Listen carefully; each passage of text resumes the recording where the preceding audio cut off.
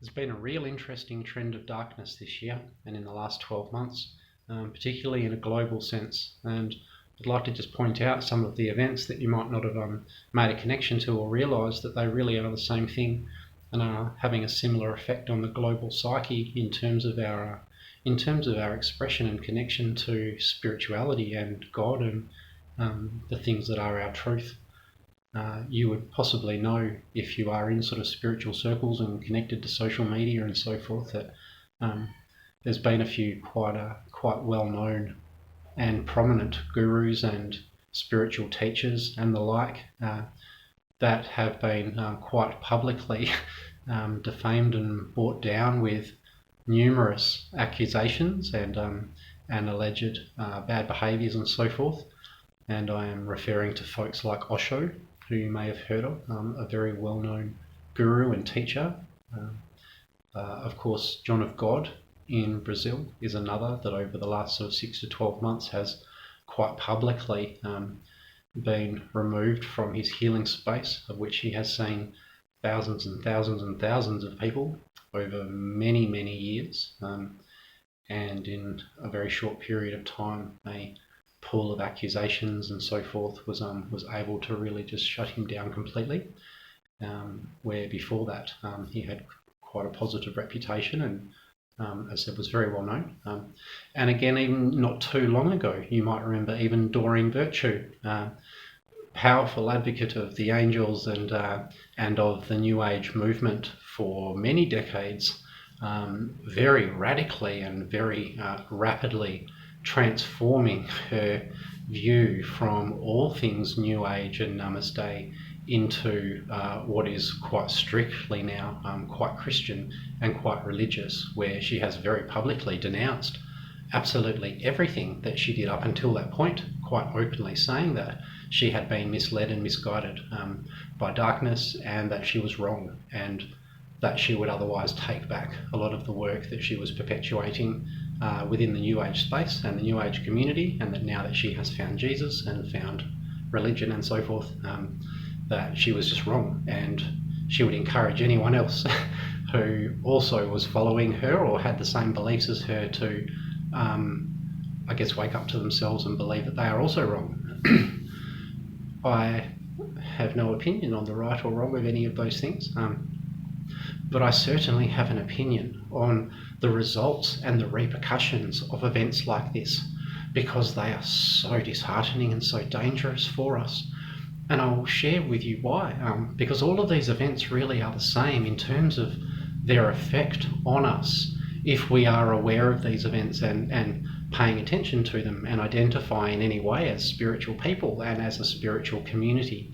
For when the people that we, I guess, identify with as teachers and identify as progressed or maybe more advanced in a particular area of their spiritual path, where they are able to then teach progressively and we may learn from them progressively, we do really place them in a state of a form of authority, or I guess just higher than us in some way. And it really is our nature to not accept people in a position of authority over us, even though on some level we sort of put them there in the first place, or at least put ourselves beneath them in the first place. It's almost a defaulting of leadership and a defaulting of authority to someone by virtue of the student role. It's a very unassuming and a very strange sort of dynamic that we do, but we do place people separate to and above us, and so it's very easy to scrutinise and examine their behaviour according to quite a strict standard.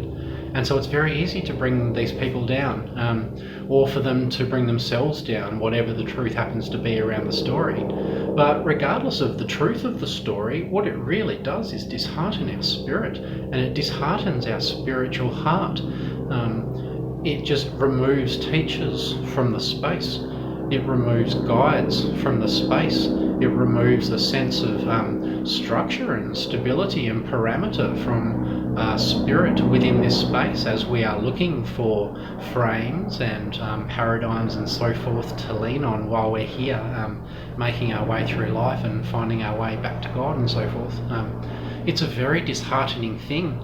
And I really would highlight this to caution you to be alert to these events and to be alert to your own responses to them, whether your first instinct is, well, good, I hope they have been brought down and so forth, or Doreen Virtue's an idiot, she should return to spirituality, religion is stupid, spirituality is where it's at.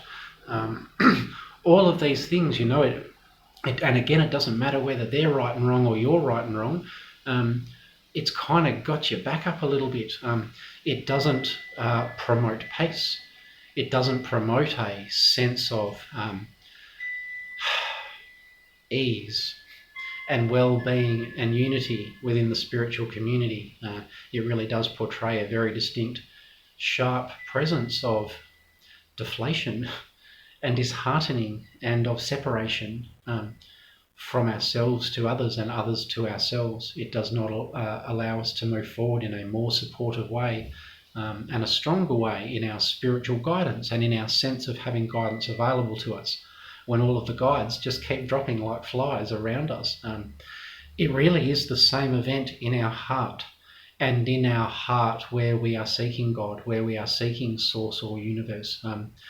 That anchor is very important for us, and whether you give that much conscious time in your day or not, the eternal question, who am I and what am I doing here and what is going on, is perpetually underlying and overlaying everything you do.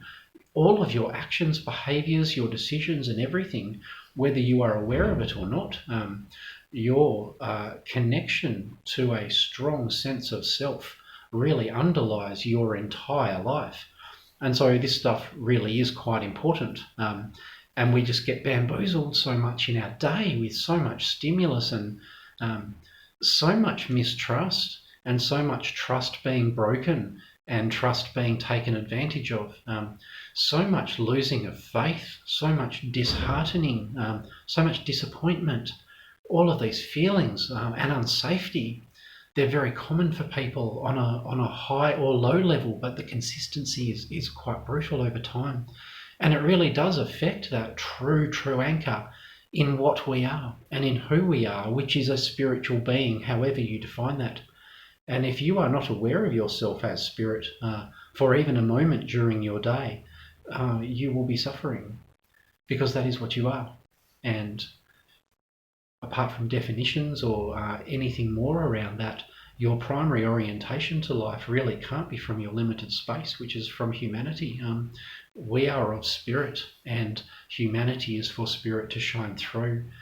We need to be very cautious of really shooting spirit via its expressions in humanity, because I assure you humanity is shooting it down. It is nothing of the fault of spirit, and the truth that has been emanating through Osho and Doreen Virtue, John of God, and any of these teachers, apart from the personality, is the truth of God. It is the truth of the universe. It's not easy to express that stuff through a human form, and it's not easy to discern the human form from the truth. But as the saying goes, you don't throw the baby out with the bathwater. You don't throw the teachings and the light out with the personality or the vehicle because it's got a few dents. True spiritual maturity requires a level of discernment. And what that really means is some level of maturity in your acceptance of the human being that comes with the expression of light, coincidingly that they are together. It's a little hard for the human brain to synthesize those things, how a messy human being is a son of God, but you can be. Be aware of the darkness and be aware of the shadow. I'm not talking anything sinister or as any sort of great being, but I mean in the form of the cloud that takes over your heart and your heart of light, your heart of God. The cloud and the shadow that dampens you, where you feel dispirited and you feel numb to love and numb to life. That's not how it is, and that's not how you want it to be. Something is not okay if we are in that state, and we really are subject to a lot of stimulus that is very difficult if we get wrapped up in it. And we need to be a little careful in that, to reconnect to God as our own source and not through the third-party channels. Just be aware of your spiritual safety and be aware of your spiritual structure. Be aware of your leanings on other folks and the teachings of other folks, and certainly projecting other folks into a position of authority, because it is inevitable that they will let you down or not be in that position forever, where really from the start and always you are in your prime position of spiritual authority, and it is not the reflections or movements of anyone else for it to be your business or for you to gauge your own development upon. Blessings.